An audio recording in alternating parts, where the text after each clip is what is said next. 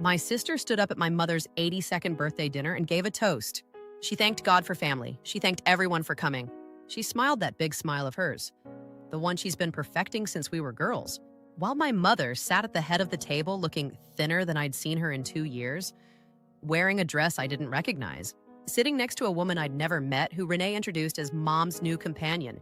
I hadn't been allowed inside that house in 14 months. I was sitting in my car across the street, engine off, windows fogging up, watching through the living room window. A little embarrassing to admit, but I needed to see her. I needed to see with my own eyes that she was still there, still upright, still breathing. If you're watching this video, tell me where you're from or what time it is for you. By that point, I already had the bank statements. I already had the PI's report. I already knew that my sister had moved just over $200,000 out of my mother's accounts in 18 months. And I knew about the property. And I knew about the signatures on days my mother could barely hold a pen. Renee was standing at that table, glass raised, telling people she was blessed. She just didn't know I knew yet. That's the part I keep coming back to. She thought she was still running the whole story. She thought the chapter with me in it was already finished. And she was wrong about that in a way that was about to become very public and very permanent. My name is Camille Tate. I'm 39 years old. I'm a home health case manager in Augusta, Georgia. And this is the story of how I got my mother back. Let me tell you about my mother before I tell you what was done to her. Miss Lorraine Tate, retired cafeteria supervisor, 31 years with Richmond County Schools, deacon's wife for 22 of those years, until my father passed. She wore hats to church, not little pins or clips, actual hats. And she had an opinion about every hat anyone else wore, too. She made sweet potato pie that people requested by name at potlucks. She could tell you the GPA requirement for every HBCU in the Southeast and had at some point told every child in a 4-block radius what it was. She was sharp. She was funny in that dry way where she'd say something devastating and then go back to her crossword puzzle like nothing happened. After Daddy passed, about 6 years before all of this, she got quieter. Not sad exactly. More like she'd turned the volume down on the parts of herself that were only for him. Her arthritis started getting worse around the same time. Her hands, then her knees. The mornings were hard. She started forgetting small things. Left the stove on twice, missed a dentist appointment she'd had for 3 months. Nothing dramatic, just the kind of slow that sneaks up on a person. She leaned on us more. That was natural. That was right. What wasn't right was what one of us decided to do with that. My sister Renee is 4 years older than me, 43 at the time all of this started. She's always been the organized one, the one with the color-coded folders and the filing system. When Daddy was sick, she handled every insurance form, every explanation of benefits, every appeal letter. She's good at that. I will say it because it's true. I was the one who showed up. 3-4 times a week, I'd drive over after work. I'm a home health case manager. I spend my days coordinating care for elderly patients, making sure they have their medications, their appointments, their equipment, their meals. I know what neglect looks like. I know what isolation does to a person's body and mind. I know the signs. I watch for them professionally every single day. I cooked for my mother. I sorted her pill organizer. I helped her in and out of the bath on bad knee days. I drove her to Dr. Crooms, Yvette Crooms, who'd been her primary care doctor for 12 years and knew her chart better than my mother knew it herself. When Mom decided she needed a power of attorney drawn up, she asked Renee. That was about 3 years before everything fell apart. Mom was sharp then. She signed in a lawyer's office, understood what she was signing, made the choice herself. I didn't question it. Renee was the one with the folders. I was the one with the heating pads. That division made sense to me then. I've spent a lot of time since thinking about how much sense it made. Control doesn't arrive all at once. That's what I'd tell you if you asked me what I know now that I didn't know then. It doesn't knock on the door and announce itself. It seeps in, quiet, patient, one reasonable-sounding excuse at a time. The first thing I noticed was the phone calls. I'd call Mom on a Wednesday evening and Renee would answer. She's napping. Try tomorrow. I'd try tomorrow. She's got a follow-up with the new doctor. I'll tell her you called. I'd wait. Nothing. The new doctor. That was the second thing. Dr. Crooms. 12 years.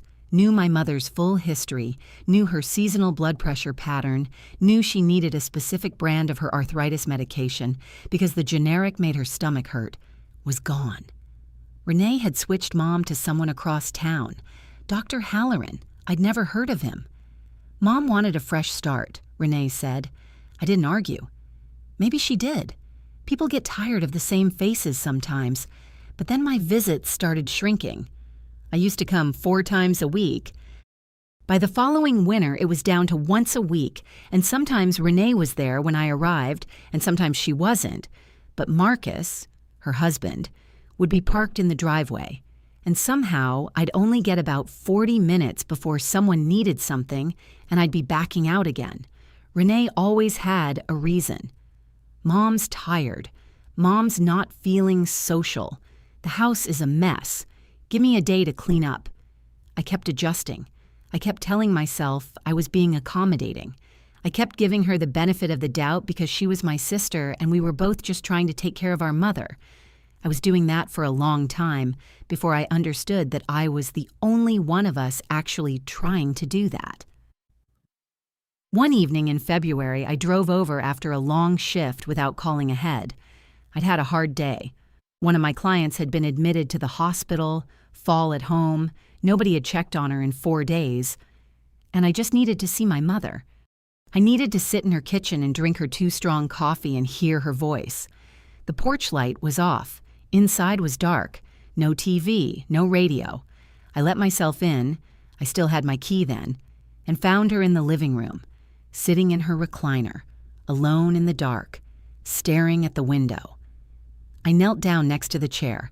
She turned and looked at me, and something in her face changed.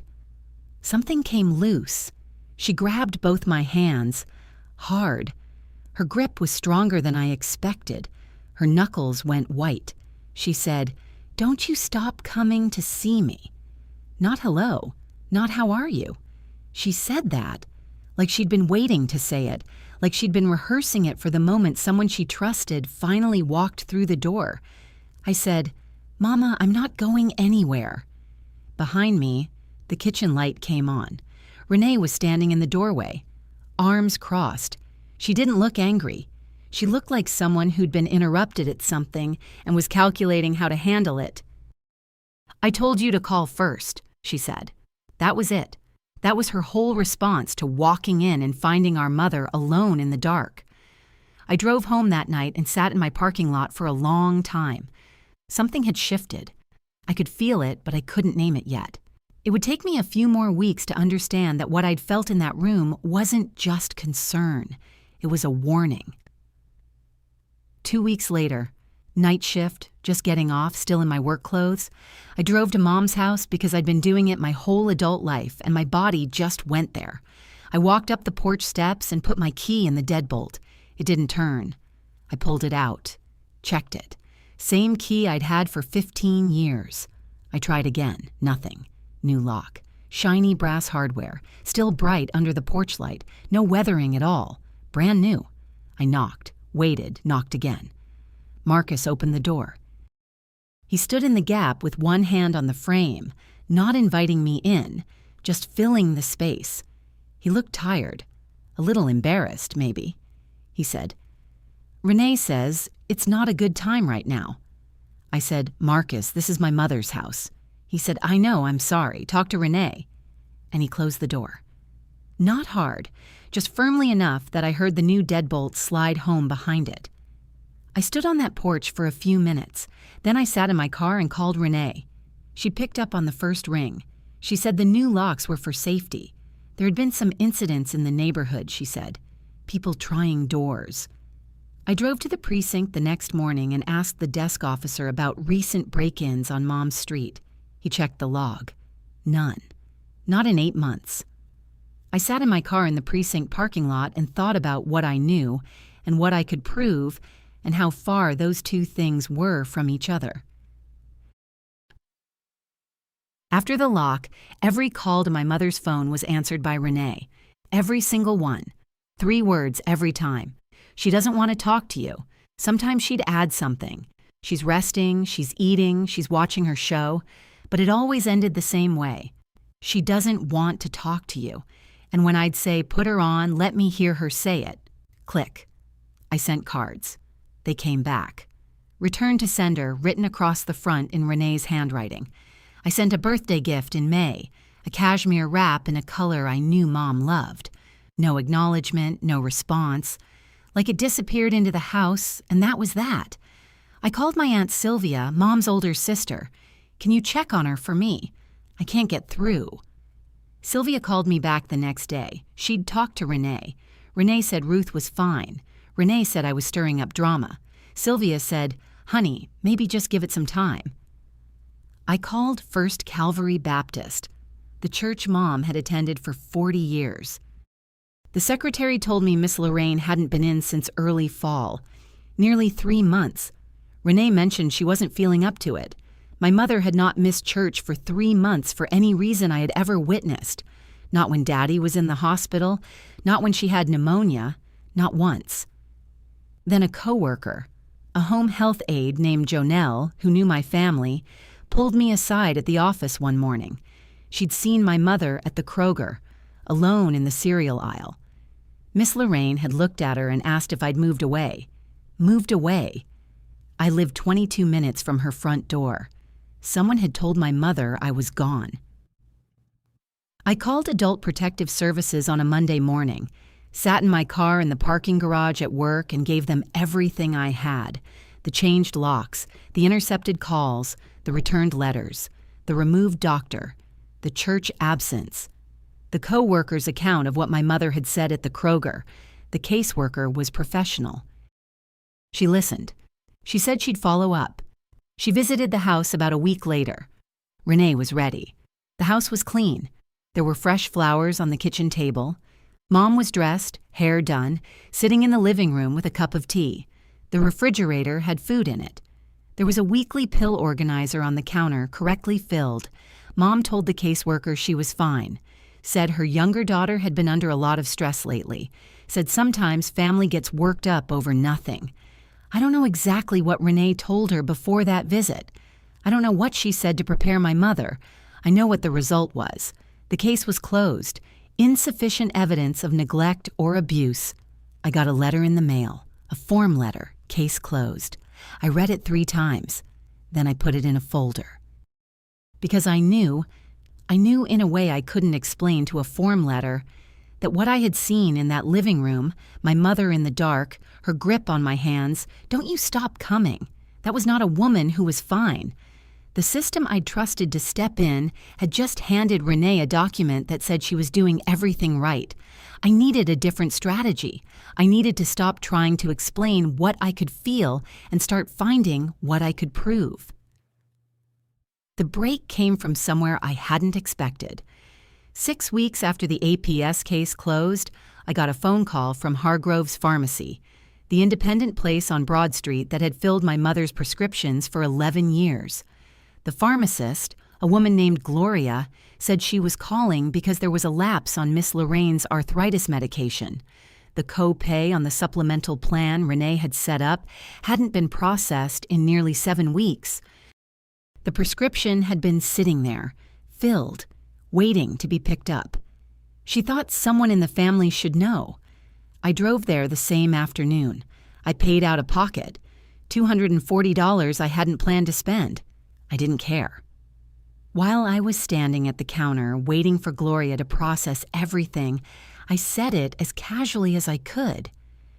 Has anyone else been picking up her medications? Like regularly? Gloria looked at me. Then she said, "It's been sporadic. We've had to call the house a few times. It's not like it used to be."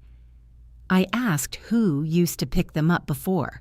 She said, "You did, most of the time."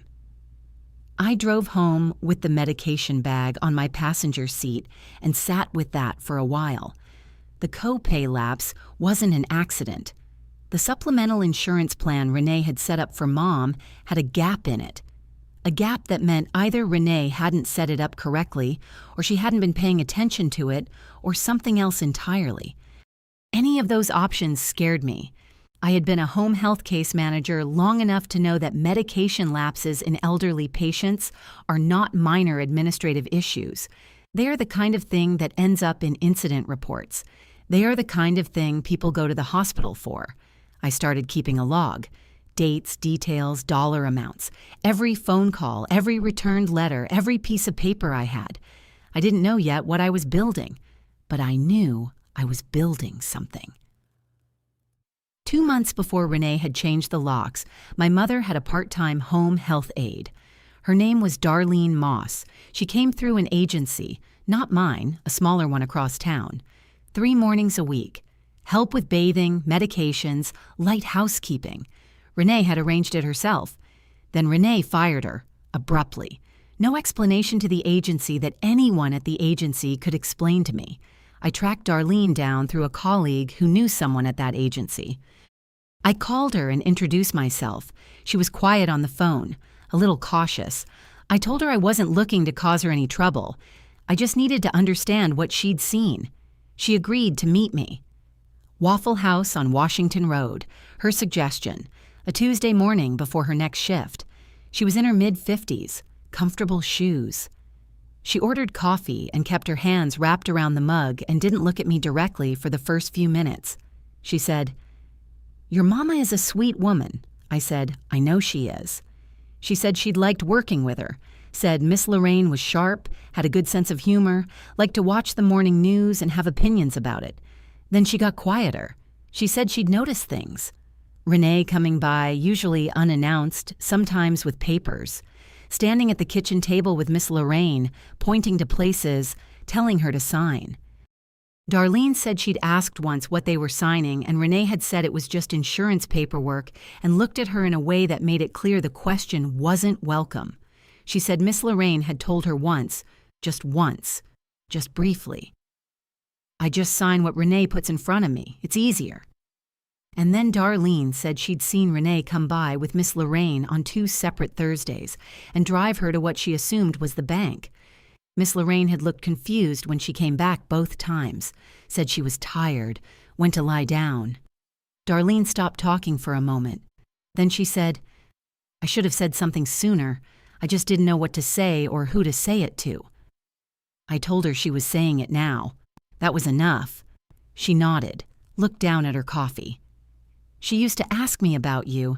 Every time I came, she'd ask if I'd heard from Camille." I didn't say anything.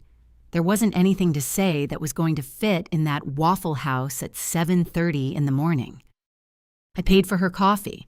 I gave her my card. I told her I might need to speak with her again. She said, "Whatever you need." I found Carl Bassett through my attorney, a woman named Margaret Okafor, who specializes in elder law and who a colleague had mentioned once at a conference. I'd called Margaret first, explained what I had. She listened without interrupting, which I appreciated. Then she said she thought I had the beginnings of something real, but that I needed documentation that went beyond what a daughter could gather on her own. She gave me Carl's name. I met Carl at his office on a Wednesday afternoon. Small office, framed license on the wall, a plant that had seen better days.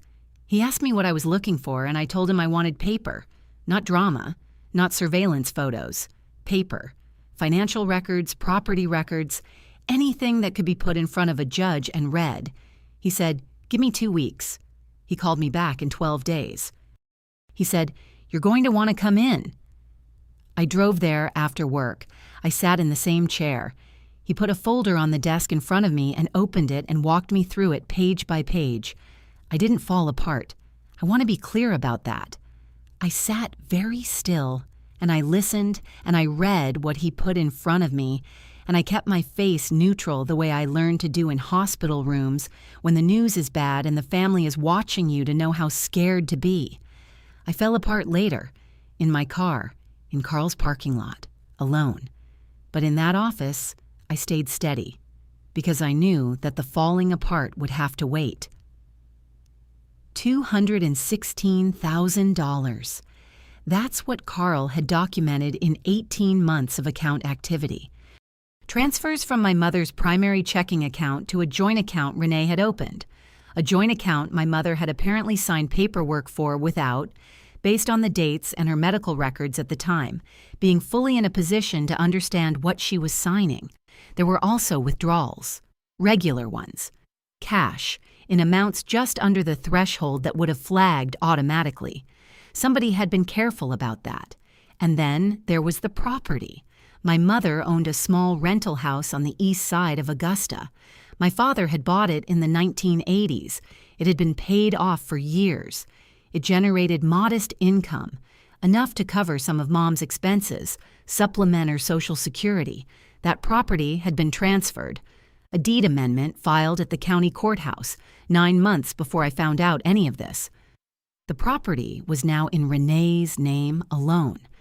My mother's signature was on the document. The date of the signature was a Tuesday in late October, a date that Carl had cross-referenced with my mother's medical records from Dr. Halloran, the new doctor Renee had switched her to. On that Tuesday, my mother had been seen at an urgent care clinic for a medication interaction that the notes described as causing significant confusion and disorientation. She had signed away a piece of property on a day when her own doctor had documented that she was not cognitively intact. I sat with Carl's folder in my lap and looked at the wall and breathed. My sister had not just taken money, she had taken time to plan it. She had taken care to stay below certain thresholds. She had replaced the doctor who knew my mother well enough to ask questions. She had taken my mother to the bank on days when Darlene was there and would notice, and then gotten rid of Darlene. This wasn't impulse. This was a system. I thought about Renee standing at the birthday table with her glass raised. Thanking God for family, I put the folder in my bag. I thanked Carl. I drove to my parking lot and I cried until I couldn't anymore. Then I called Margaret Okafor. I said, "I have what you need." She said, "Bring it in tomorrow morning. We're filing by Thursday." The call came on a Wednesday night, 11:45. I was at my kitchen table with Margaret's case outline in front of me. It was Kiara, Renee's daughter, 20 years old, second year at Augusta State. I hadn't spoken to her in months. She sounded like she'd been crying. She said, "Auntie Camille, I need to tell you something." She said she'd been watching things at home for a while. She didn't know everything. Renee hadn't told her details, but she knew something had been wrong. She'd tried to ask her mother about it, and Renee had shut it down, said the family had a situation and she needed Kiara to stay out of it. Then Kiara said, "Mama knows you've been asking around." Somebody told her. I asked her who.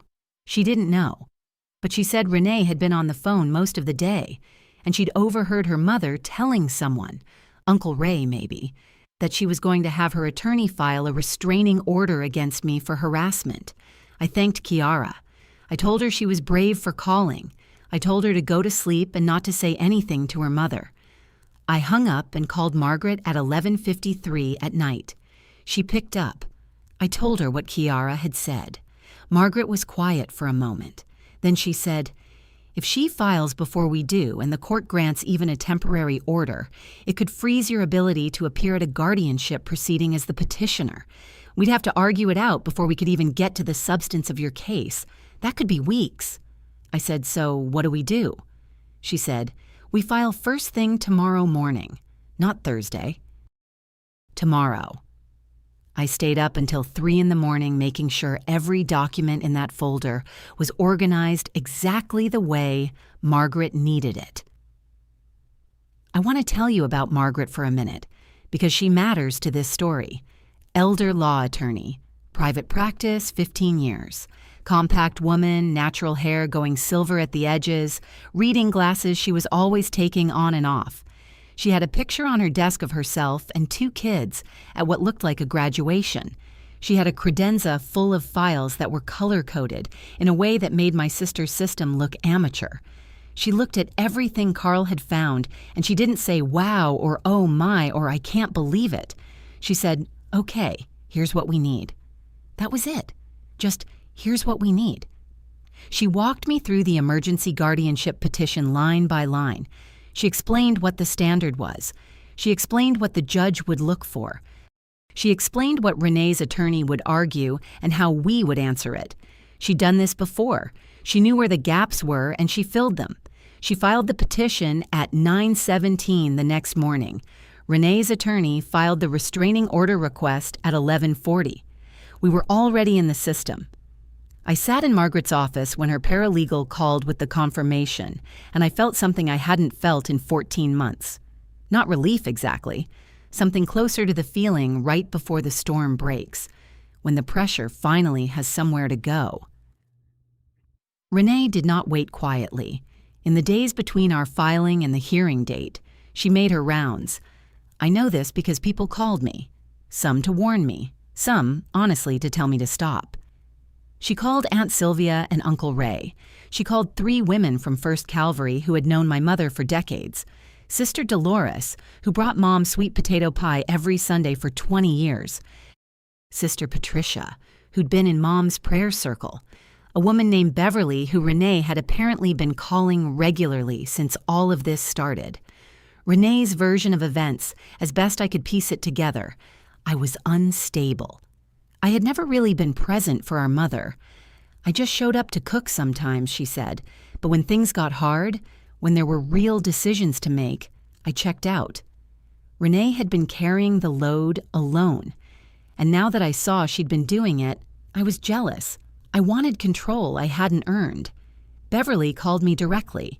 She said she was just checking in, but within 2 minutes she was asking if I was sure I wanted to make this into a legal thing. Families work things out, she said. This is between sisters. You don't want to drag your mother through a courthouse. I told Beverly I appreciated her calling. Sister Dolores called the night before the hearing. She didn't say whose side she was on. She just said, "I hope you know what you're doing, baby." I said, "I do." She was quiet for a second. Then she said, "Your mama used to ask about you at church. Every Sunday she was there. She asked if anyone had seen you." I held the phone very carefully. She said, "I thought you should know that." Then she hung up. I stood in my kitchen for a long time after that call. Then I went and checked every document in the folder one more time.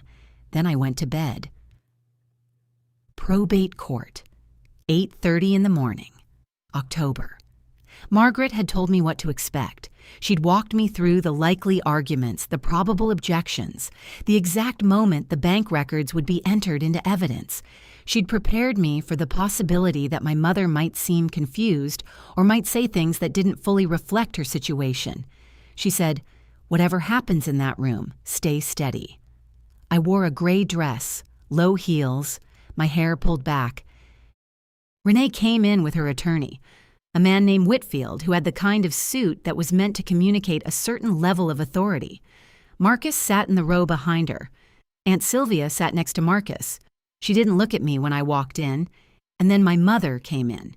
She was brought in by a court-appointed guardian ad litem, who had evaluated her separately. She was wearing a blue blazer I hadn't seen before. Her hair was done. She looked around the room, and when she found me, her face did something I am not going to be able to describe accurately. She reached for me across the aisle, and I crossed to her and took her hand, and she did not let go for the entire proceeding. She held my hand through all of it. Carl testified. Laid out the financial activities step by step, Darlene testified. She was nervous, but she was clear. She said what she'd seen, and she didn't embellish, and she didn't back down when Whitfield pressed her. Margaret entered the bank records, the property transfer documentation, Dr. Halloran's office notes from the day of the deed signing. Whitfield argued that all transfers had been authorized under the power of attorney, that Miss Lorraine had been an active and willing participant, that I was a disgruntled family member who had created conflict and was now trying to use the court to seize control. The judge, a woman named Honorable Diane Pruitt, who had been on the probate bench for 14 years, let him finish. Then she picked up the medical record and looked at it for a moment. She said, "Counselor, Can you explain why your client executed a deed transfer on a day when the grantor's treating physician documented significant cognitive impairment due to a medication interaction? Whitfield said the power of attorney covered such situations. Judge Pruitt said, "That's not what I asked." The room was quiet. He didn't have an answer, not one that held. My mother's hand tightened around mine. Emergency guardianship granted to Camille Denise Tate. Power of attorney revoked. Matter referred to the Richmond County District Attorney's Office for investigation into potential financial exploitation of a vulnerable adult.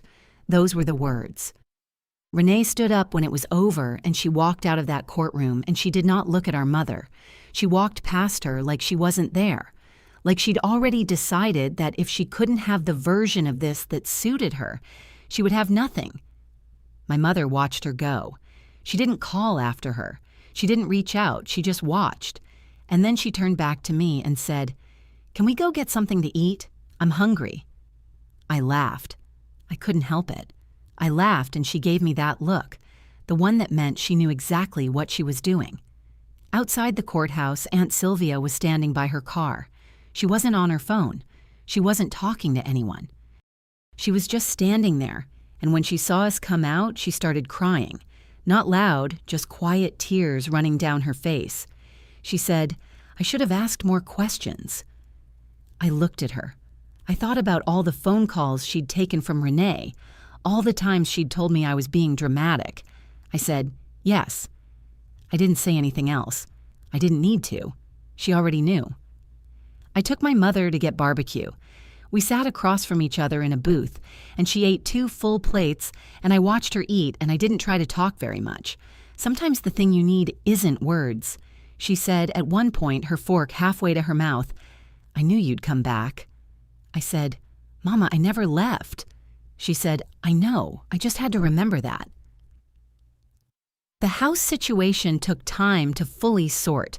There were legal steps, financial reviews, the property transfer reversal working its way through the system. In the meantime, Mom came to stay with me. She walked into my spare room, stood in the middle of it, looked around. The room had my old quilt on the bed, a lamp I'd had since college, a small bookshelf with a mix of things. She stood there for a moment and said, "It smells like you in here." That was it. That's all she said. I put her suitcase down and went to make dinner. I made the things I knew she liked. Pork chops, green beans cooked low and slow the way she'd taught me, biscuits from scratch because I'd been practicing for years, trying to get them to taste like hers and never quite getting there. She sat at my kitchen table with her tea and watched me cook and didn't offer advice for the first time in my memory. She just sat there. We ate together at 9 o'clock at night, and she told me about a woman at her church she'd been worried about, and about a news story she'd seen that bothered her. Normal things, alive things. The kind of conversation that doesn't mean much on its own, but means everything when you haven't had it in 14 months. I did the dishes, and she dried them, and we didn't talk about Renee. We didn't talk about the hearing or the money or any of it. There would be time for that. There would be whole long evenings for that. That night, we just came back to each other. The criminal investigation moved slowly. That's how those things go. By the following spring, Renee had been formally charged with financial exploitation of a vulnerable adult. The property transfer had been reversed, and the rental house was restored to my mother's estate. The joint account was frozen, pending a restitution process that Margaret told me could take years to fully resolve. The $200,000, most of it, was gone. That's the honest truth. Renee had spent significant portions of it, some on home improvements to her own house, some on things I couldn't trace and didn't try too hard to. The restitution proceeding would get back what it could. It would never get back all of it. What Renee lost that couldn't be measured in dollars. First Calvary Baptist did not rally around her. The women she'd called before the hearing, Sister Dolores, Sister Patricia, Beverly, did not disappear into her corner. Dolores started coming by my apartment on Sunday afternoons to see my mother. She brought the sweet potato pie. She sat with Mom and watched the news with her and made her laugh. Kiara started coming once a week. She'd drive over from campus and sit with her grandmother, and they'd watch cooking shows. And Kiara would do her homework at the kitchen table, and it was quiet and ordinary in a way that was its own kind of repair. Kiara didn't mention Renee unless Mom brought her up. Mom rarely brought her up. Aunt Sylvia called me the month after the hearing. She asked if she could come see Mom. I said, of course. She came the following Saturday with pound cake and a humility that I respected, even if I wasn't ready to be fully warm with her yet. She sat with Mom for 2 hours, and when she left, she hugged me and said, "Thank you for not giving up." I said, "She's my mother." Sylvia said, "I know. I'm sorry I forgot that for a minute." Marcus, Renee's husband, sent a card. Just a card, no return address, a plain card with a brief handwritten note that said, "I'm sorry for what happened. I should have done something. I hope Miss Lorraine is well." He didn't sign it with his full name. He signed it M. I put the card in a drawer. I haven't decided what to do with it yet. It's January. Cold for Augusta. The kind of cold that doesn't know it's the South. Mom is back in her house on Sycamore Street. The rental house is generating income again, and that income goes into an account managed through a structure Margaret helped me set up. A financial advisor named Colleen reviews everything quarterly. Every statement is accessible to any family member who wants to see it. Sylvia asked to see the numbers once. I sent them the same afternoon. Nobody else has asked, but the offer is open and it will stay open. Mom's medical care is back with Dr. Crooms. Yvette Crooms, who took her back without any drama, just sat with Mom for a long appointment and caught up on everything she'd missed and updated the chart. Mom's blood pressure is stable. Her arthritis medication is right. She has not missed a refill since October. She is back at First Calvary Baptist every Sunday. Dolores saves her a seat. She gained back most of the weight. Her face looks like itself again. She wore a hat to church last Sunday, a deep green one with a wide brim, and she had an opinion about every hat anyone else wore, which told me she was completely fine. I am her healthcare proxy now.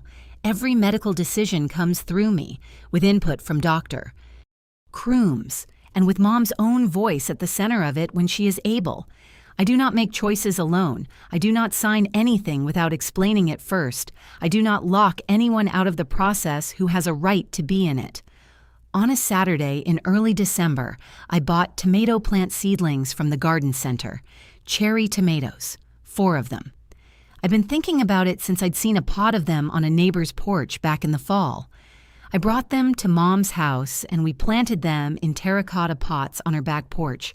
The 2 of us, her in her old gardening gloves, and me in gloves that were wrong for the job.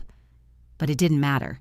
She patted the soil down with her palms and checked the drainage and told me I'd set the second one slightly off-center.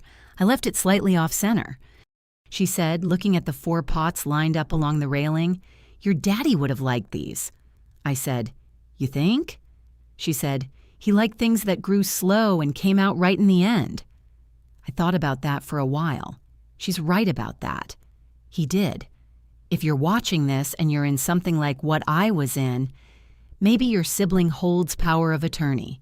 Maybe you haven't spoken to your parent in weeks or months and you can't fully explain why.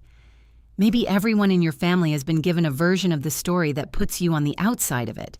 Maybe you've already called the people who were supposed to help and been told there wasn't enough to act on. I want you to hear this clearly. You are not crazy. The thing you are feeling is real. The thing you are sensing is probably exactly what it is. There are elder law attorneys who will listen to you when your family won't. There are private investigators who know how to find what's on paper. There are APS caseworkers who will take a second look if you come back with something concrete. The system is not perfect. I know that firsthand. It failed me the first time, and I came back with more, and eventually the truth was too heavy to stay buried. My sister took $216,000 from my mother, but what she really took was 14 months. 14 months of phone calls that ended in 3 words. 14 months of letters that came back unopened. 14 months of my mother sitting in a dark living room wondering why I disappeared. I can't have those months back. No court order gives you that. But I have the ones since. I have every Sunday with the hat and the opinions. I have every Saturday morning when I bring her tea, and she's already awake and already has thoughts about the news.